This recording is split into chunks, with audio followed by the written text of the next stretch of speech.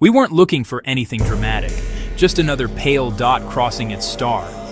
But when we split the starlight into colors, one thin line appeared where physics said there should only be darkness.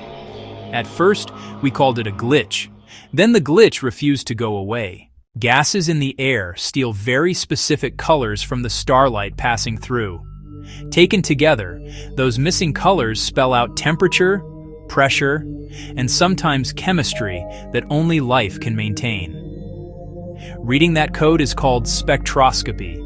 It turns distant worlds into something we can almost touch. On this world, the code didn't match any of our templates. We saw gases that tear each other apart, calmly coexisting in the same sky. On Earth, that balance only survives when something is constantly repairing it. A planet covered in metabolism.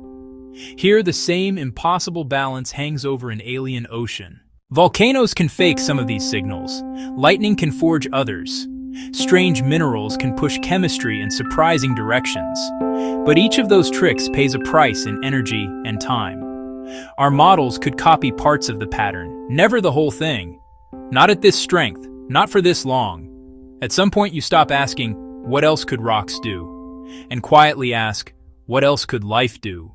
From space, the planet looks almost shy.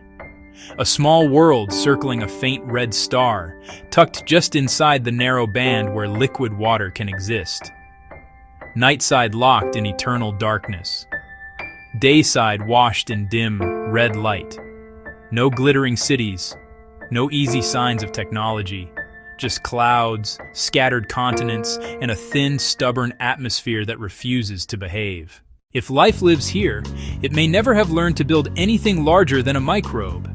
Mats of chemistry clinging to shallow seas, bacteria drifting through cloud decks, riding slow global winds. Life as a film on the surface of an ocean.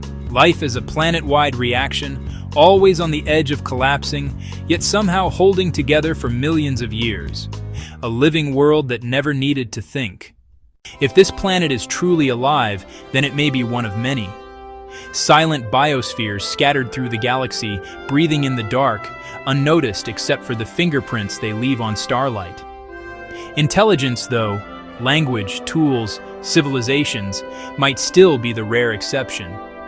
Maybe we arrived early in a universe just beginning to wake up. Or maybe we are the oddity in a cosmos full of life that never looks up. This signal is not proof. It is an invitation to doubt everything we thought we understood about ordinary planets.